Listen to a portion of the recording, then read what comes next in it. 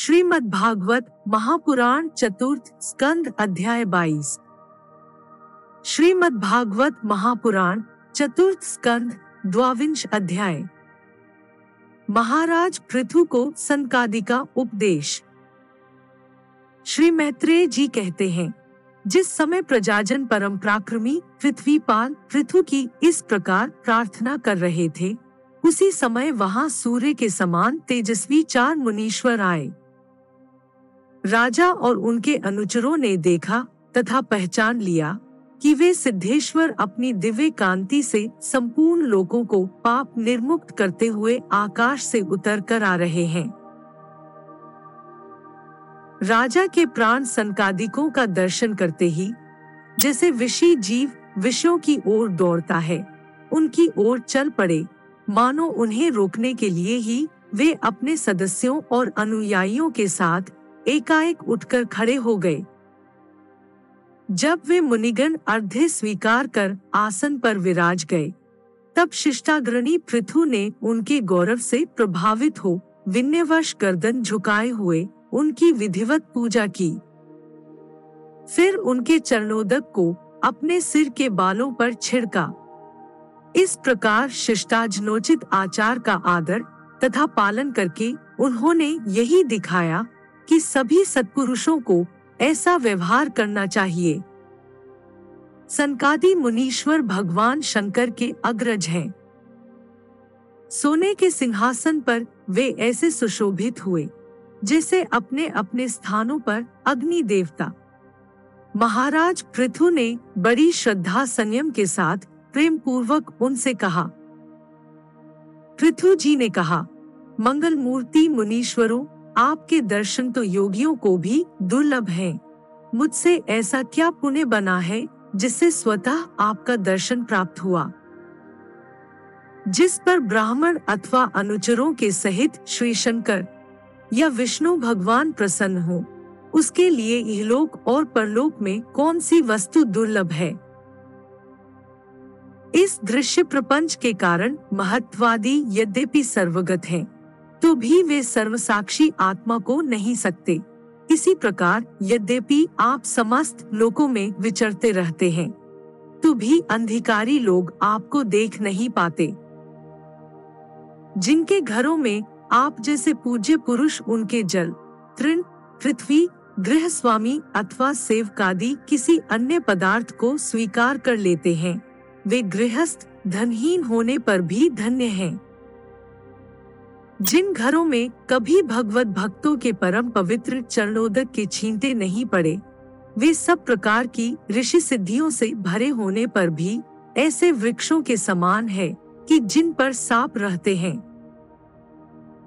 मुनीश्वरों, आपका स्वागत है।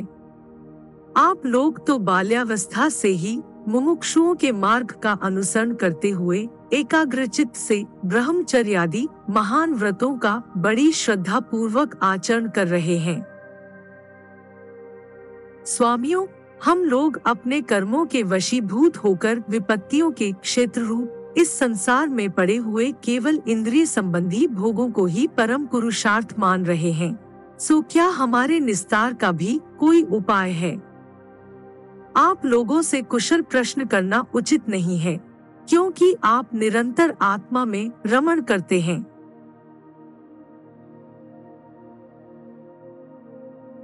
आप में यह कुशल है और यह अकुशल है, इस प्रकार की वृत्तियां कभी होती ही नहीं।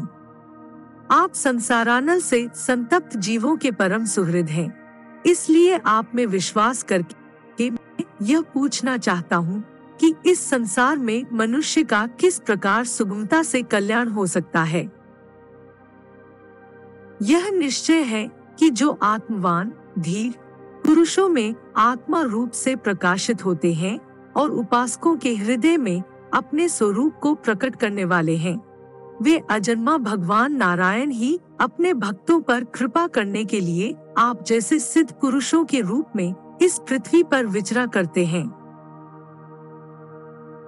श्री मैत्रेय जी कहते हैं, राजा पृथु के ये युक्तियुक्त, गंभीर, परिमित और मधुर वचन सुनकर श्री संत कुमार जी बड़े प्रसन्न हुए और कुछ मुस्कुराते हुए कहने लगे, श्री संत कुमार जी ने कहा, महाराज, आपने सब कुछ जानते हुए भी समस्त प्राणियों के कल्याण की दृष्टि से बड़ी अच्छी बात पूछी है।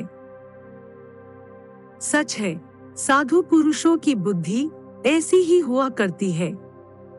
सत्पुरुषों का समागम श्रोता और वक्ता दोनों का ही अभिमत होता है, क्योंकि उसके प्रश्नोत्तर सभी का कल्याण करते हैं।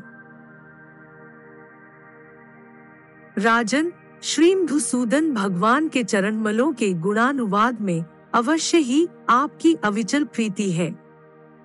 हर किसी को इसका प्राप्त होना बहुत कठिन है, और प्राप्त हो जाने पर यह हृदय के भीतर रहने वाले उस वासना रूप मल को सर्वथा नष्ट कर देती है, जो और किसी उपाय से जल्दी नहीं छूटता। शास्त्र जीवों के कल्याण के लिए भली भांति विचार करने वाले हैं।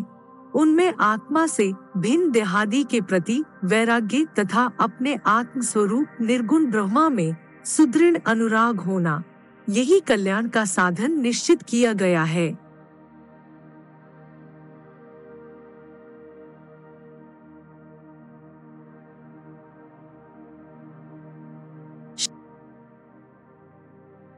शास्त्रों का यह भी कहना है कि गुरु और शास्त्रों के वचनों में विश्वास रखने से, भागवत धर्मों का आचरण करने से, तत्व जिज्ञासा से, ज्ञानयोग की निष्ठा से, योगेश्वर श्रीहरि की उपासना से, नित्य प्रति पुण्य कीर्ति श्री भगवान की पावन कथाओं को सुनने से, जो लोग धन और इंद्रियों के भोगों में ही रत हैं, उनकी गोष्ठी में प्रेम न रखने से, उन्हें प्रिय लगने वाले पदार्थों का आसक्ति पूर्वक संग्रह न करने से, भगवत पुराण मृत का पान करने के सिवा अन्य समय आत्मा में ही संतुष्ट रहते हुए एकांत सेवन में प्रेम रखने से, किसी भी जीव को कष्ट न देने से, निवृत्ति निष्ठा से, आत्महित का अनुसंधान करते रहने से, श्रीहरि के पवित्र चरित्र रूप श्रेष्ठ अमृत का आस्वादन करने से, निष्काम भाव से यम नियमों का पालन करने से, कभी किसी की निंदा न करने से, योगक्षेम के लिए प्रयत्न न करने से, शीतोष्णी द्वंद्वों को सहन करने से,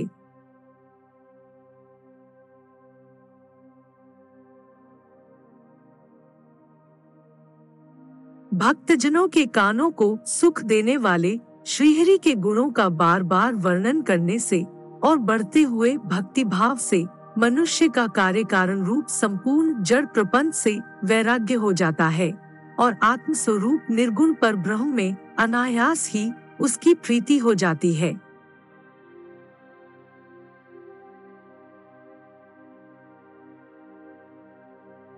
पर ब्रह्म में सुदृढ़ प्रीति हो जाने पर पुरुष सद्गुरु की शरण लेता है। फिर ज्ञान और वैराग्य के प्रबल वेग के कारण वासना शून्य हुए अपने अविद्यादि 5 प्रकार के क्लेशों से युक्त अहंकारात्मक अपने लिंग शरीर को वह उसी प्रकार भस्म कर देता है, जैसे अग्नि लकड़ी से प्रकट होकर फिर उसी को जला डालती है।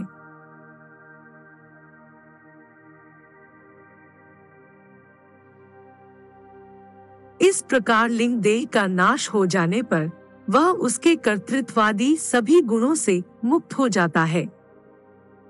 फिर तो जैसे स्वप्नावस्था में तरह तरह के पदार्थ देखने पर भी उससे जग पड़ने पर उनमें से कोई चीज दिखाई नहीं देती, उसी प्रकार वह पुरुष शरीर के बाहर दिखाई देने वाले घटपट आदि और भीतर अनुभव होने वाले सुख दुख आदि को भी नहीं देखता।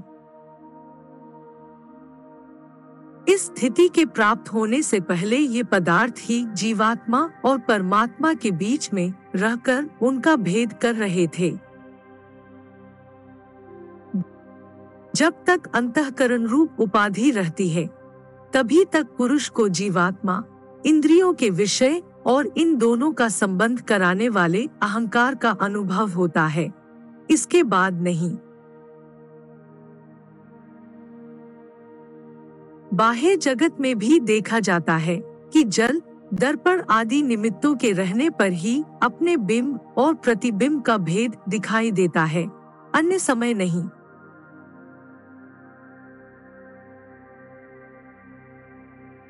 जो लोग विषय चिंतन में लगे रहते हैं, उनकी इंद्रियां विषयों में फंस जाती हैं तथा मन को भी उन्हीं की ओर खींच ले जाती हैं।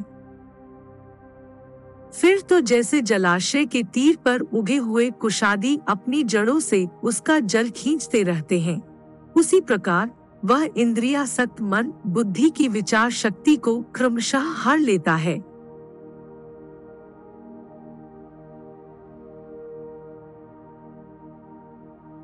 विचार शक्ति के नष्ट हो जाने पर पूर्वापर की स्मृति जाती रहती है और स्मृति का नाश हो जाने पर ज्ञान नहीं रहता। इस ज्ञान के नाश को ही पंडित जन अपने आप अपना नाश करना कहते हैं।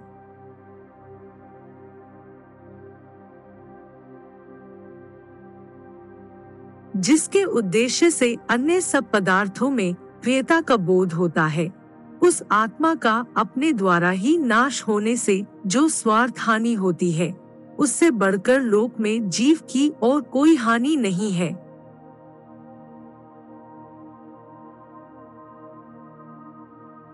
धन और इंद्रियों के विषयों का चिंतन करना मनुष्य के सभी पुरुषार्थों का नाश करने वाला है, क्योंकि इनकी चिंता से वह ज्ञान और विज्ञान से भ्रष्ट होकर वृक्षादि स्थावर योनियों में जन्म पाता है।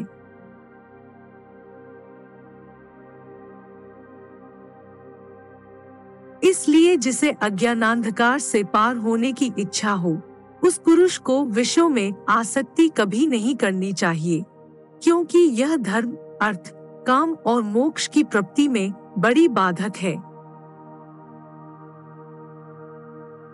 इन चार पुरुषार्थों में भी सबसे श्रेष्ठ मोक्ष ही माना जाता है, क्योंकि अन्य तीन पुरुषार्थों में सर्वदा काल का भय लगा रहता है।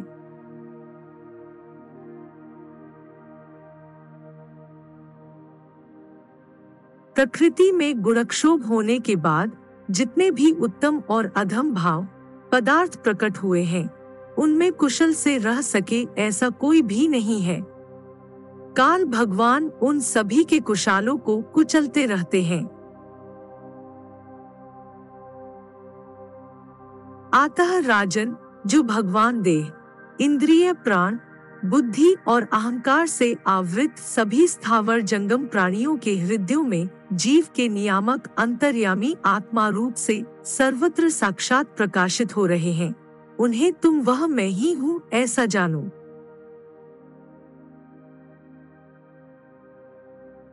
जिस प्रकार माला का ज्ञान हो जाने पर उसमें सर्प बुद्धि नहीं रहती, उसी प्रकार विवेक होने पर जिसका कहीं पता नहीं लगता, ऐसा यह मायामय प्रपंच जिसमें कार्य कारण रूप से प्रतीत हो रहा है और जो स्वयं कर्मफल कलुषित प्रकृति से उस नित्य निर्मल और ज्ञान स्वरूप परमात्मा को मैं प्राप्त हो रहा हूँ।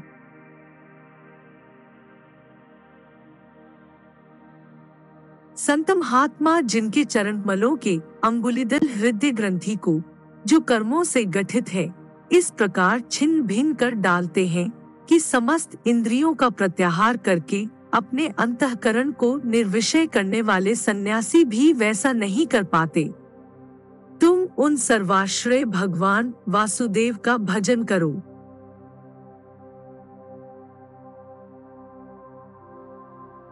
जो लोग मन और इंद्रिय रूप मगरों से भरे हुए इस संसार सागर को योगादि दुष्कर साधनों से पार करना चाहते हैं, उनका उस पार पहुंचना कठिन ही है, क्योंकि उन्हें कर्णधार रूप श्रीहरि का आश्रय नहीं है। अतः तुम तो भगवान के आराधनीय चरणकमलों को नौका बनाकर अनायास ही इस दुस्तर समुद्र को पार कर लो। श्री मैत्रेय जी कहते हैं, विदुर जी ब्रह्मा जी के पुत्र आत्मज्ञानी सनत कुमार जी से इस प्रकार आत्म तत्व का उपदेश पाकर महाराज पृथु ने उनकी बहुत प्रशंसा करते हुए कहा। राजा पृथु ने कहा, भगवान दीनदयाल श्रीहरि ने मुझ पर पहले कृपा की थी, उसी को पूर्ण करने के लिए आप लोग पधारे हैं। आप लोग बड़े ही दयालु हैं। जिस कार्य के लिए आप लोग पधारे थे, उसे आप लोगों ने अच्छी तरह संपन्न कर दिया। अब इसके बदले में मैं आप लोगों को क्या दूं? मेरे पास तो शरीर और इसके साथ जो कुछ है वह सब महापुरुषों का ही प्रसाद है। ब्राह्मण, प्राण, स्त्री, पुत्र, सब प्रकार की सामग्रियों से भरा हुआ भवन, राज्य, सेना, पृथ्वी और कोश, यह सब कुछ आप ही लोगों का है, अतः आपके ही श्री चरणों में अर्पित है। वास्तव में तो सेनापतित्व, राज्य, दंड विधान और संपूर्ण लोकों के शासन का अधिकार वेद शास्त्रों के ज्ञाता ब्राह्मणों को ही है। ब्राह्मण अपना ही खाता है, अपना ही पहनता है और अपनी ही वस्तु दान देता है। दूसरे क्षत्रिय आदि तो उसी की कृपा से अन्न खाने को पाते हैं। आप लोग वेद के पारगामी हैं। आपने अध्यात्म तत्व का विचार करके हमें निश्चित रूप से समझा दिया है कि भगवान के प्रति इस प्रकार की अभेद शक्ति ही उनकी उपलब्धि का प्रधान साधन है। आप लोग परम कृपालु हैं, अतः अपने इस दीनोद्धार रूप कर्म से ही सर्वदा संतुष्ट रहें। आपके इस उपकार का बदला कोई क्या दे सकता है? उसके लिए प्रयत्न करना भी अपनी हंसी कराना ही है।